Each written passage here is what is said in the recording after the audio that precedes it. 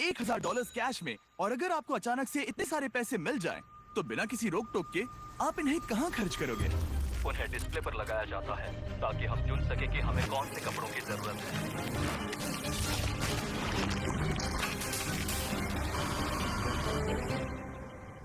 Uganda के rural इलाकों के लाखों लोगों के लिए ये पैसे अलग तरह से इस्तेमाल किए जा सकते हैं। इनमें से ज्यादातर लोग एक दिन का गुजारा सिर्फ $1 या $2 में करते हैं, जिसका मतलब है एजुकेशन लेना, एक बिजनेस शुरू करना, खुद का इलाज करवाना और इलेक्ट्रिसिटी मिलना तो यहाँ नामुमकिन सी बात है। तो मुझे लगता है सोल्यूशन आसान है, राइट? हम ये पैसे उन्हें क्यों नहीं देते? लेकिन फिर मुझे लगा इतने सारे पैसे जिन्होंने पहले कभी नहीं देखे, ऐसे लोगों को हजारों डॉलर्स देना बहुत ही गैर जिम्मेदारी होगी। इसलिए जब एक ऑर्गेनाइजेशन इस काम में मदद करने के लिए हमारे पास आई, तब एहसास हुआ कि और पता करने के लिए वहाँ जाना ही होगा। युगांडा एक खूबसूरत देश है और ये कुछ कमाल के लोगों से भरा हुआ है। पर जब भी पहली बार गिव डायरेक्टली इस प्रोग्राम के बारे में मेरे पास आए, तब मेरी शुरुआती रिएक्शन ये थी कि ये एक बहुत बुरा आइडिया है। मुझे लगा कि पूरे 1 साल की तनख्वाह जितनी रकम ऐसे लोगों को देना जो भयंकर गरीबी में जी रहे हैं, इसका अंजाम आखिर में बहुत भयानक हो सकता है। गिव डायरेक्टली एक स्ट्रिक्ट सिलेक्शन प्रोसेस के जरिए सबसे ज्यादा जरूरतमंद गांव की पहचान करते हैं और हर एक परिवार को साइन अप करवाते हैं। उसके बाद वो रेसिपिएंट को एक मोबाइल फोन देते हैं और एक यूनिक पिन नंबर तैयार करते हैं। फिर पैसे उनके सिम कार्ड पर भेजे जाते हैं ताकि वो सीधे ट्रांजैक्शन कर सके या फिर करीबी आउटलेट पर जाकर एक मोबाइल मनी एजेंट से पिन का इस्तेमाल करके पैसे निकाल सके। कम्युनिटी में नौकरी के मौके सीमित होने की वजह से गाँव वालों के लिए अपने परिवार को संभालना भयानक रूप से मुश्किल हो गया है। इन्हीं लोगों में से एक है पॉल। मेरी एक बीवी है, 2 बच्चे हैं, इसीलिए मैं रुका हुआ हूँ। मेरा परिवार दिन में सिर्फ एक बार खाना खाता है। हम बस एक बार खाते हैं, रात के समय। हमारे सामने ये चुनौतियां हैं। अगर पॉल के पास और पैसे होते तो वो उन्हें सिर्फ यहाँ एक बिजनेस शुरू करने में नहीं लगाता, बल्कि ये भी पक्का करता कि उसे और उसके बच्चों को अच्छी एजुकेशन भी मिल सके। मेरा लक्ष्य है कि मुझे सीनियर 4 क्लास का सर्टिफिकेट मिले। शायद तब मेरी जिंदगी और बेहतर हो जाए। वो करने के बाद भयंकर गरीबी में जीने वाले लोग काफी सीमित होते हैं। दिन का ज्यादातर वक्त वो घर का काम करते हैं और गरीबी के जिस उलझे हुए जाल में वो फंसे हुए, उससे खुद को आजाद नहीं कर पाते। 1 साल पहले टियान और लोकुरे की भी यही हालत थी।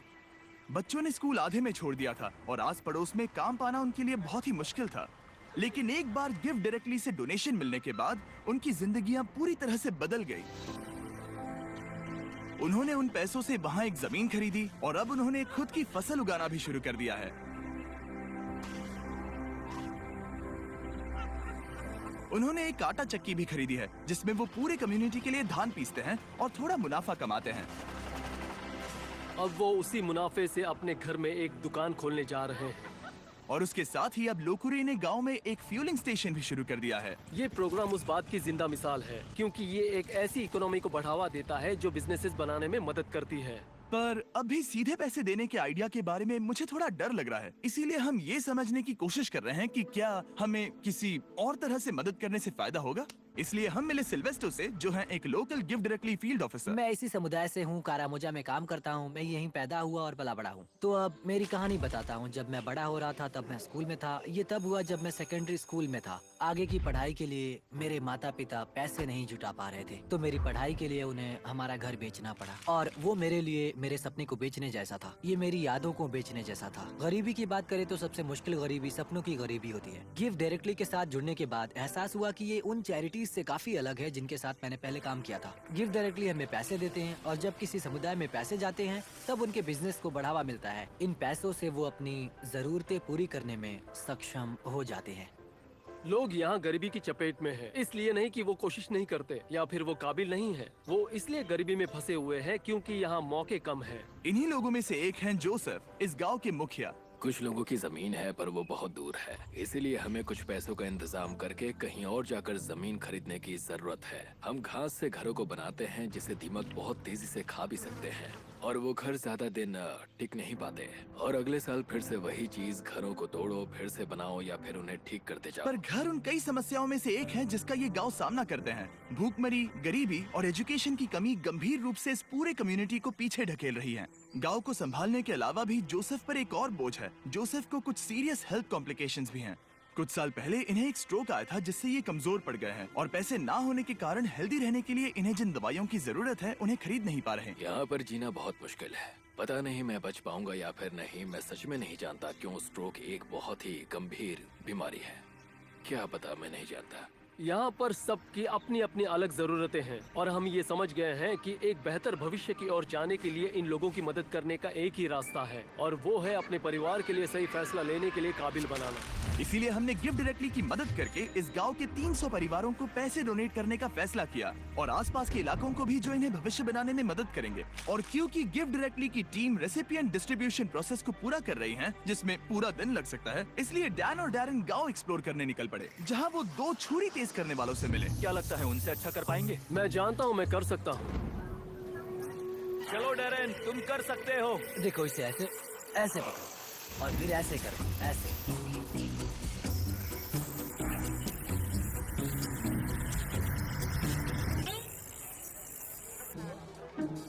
और अब होगा एक फाइनल टेस्ट। क्या वो मुर्गी लाने वाले हैं? नहीं नहीं, वो मुर्गियों को बिल्कुल नहीं लाने वाले। यहाँ पर भीड़ इकट्ठा हो गई है। हम देखने वाले हैं कि किसने सबसे अच्छी धार लगाई है। अगर वीडियो को पीछे करोगे तो देख पाओगे कि चाकू को धार लगाते वक्त कोई तो डैरेन की मदद कर रहा था और मैंने अकेले ही पूरी मेहनत की है। पहले एक प्रोफेशनल करके दिखाएंगे। हाँ, ठीक है।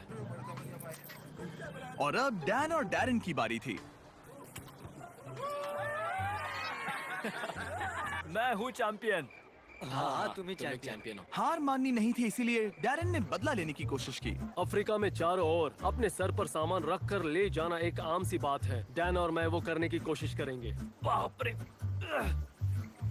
तैयार? नहीं नहीं, रुको। तुम ठीक हो? क्या तुमने हाथ हटा दिए? हाँ। तुम ये कैसे कर रहे हो? ठीक है। तैयार हो?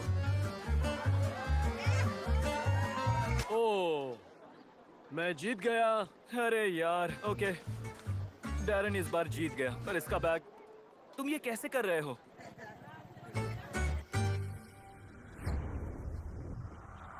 और अगले ही दिन वक्त था डिस्ट्रीब्यूशन का।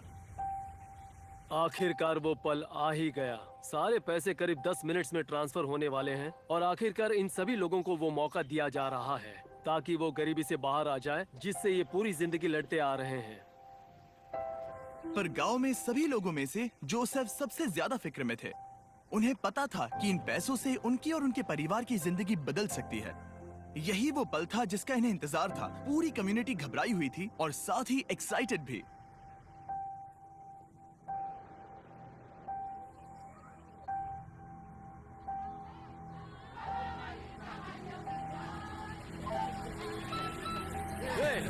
यस।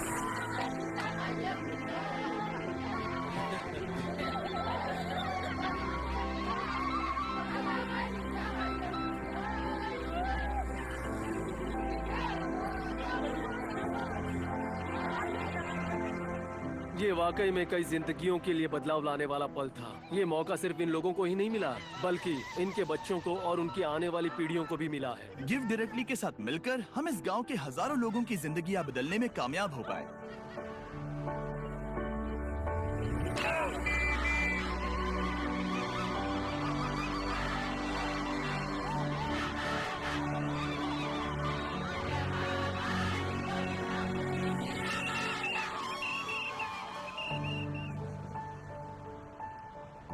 वो टेक्स्ट मैसेज मिलने के बाद अब वक्त था इन रेसिपिएंट्स के पैसे निकालने का।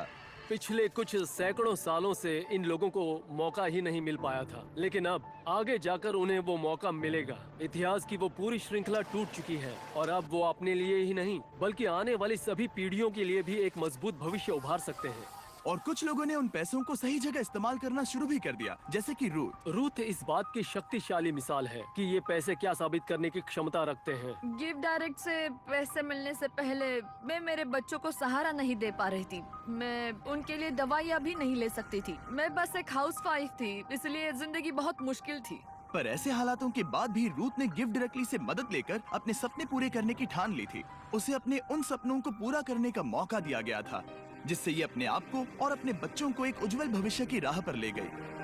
अब वो अपने अंदर के बिजनेस की स्किल्स के जरिए खुद में सुधार लाने के काबिल बन चुकी है, जिससे बाद में उसके समुदाय में भी सुधार आएगा। अब मैं मेरे परिवार की जरूरतें पूरी कर सकती हूँ और फिलहाल जिंदगी बहुत आसान है। अब ये पहले जैसे बिल्कुल भी नहीं है। पर रूथ ऐसी अकेली नहीं है जिसने अपने पैसों से कुछ कमाल का शुरू किया है।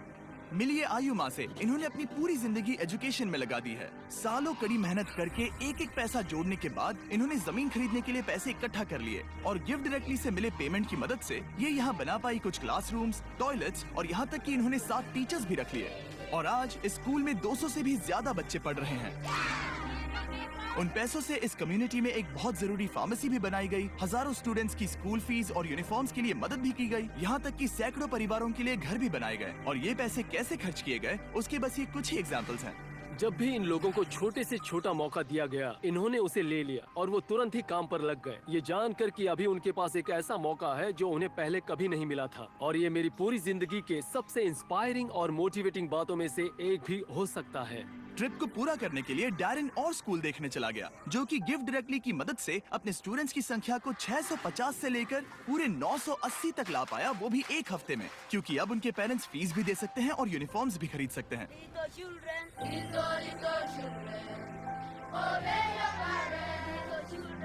आप गड़गड़ाहट की आवाज सुन सकते हो, तब असल में बारिश शुरू हो गई थी। पर जैसे ही बच्चों ने गाना गाना शुरू किया, वो बादल हट गए और यहाँ पर उजाला हो गया। ये बहुत ही कमाल का अनुभव था।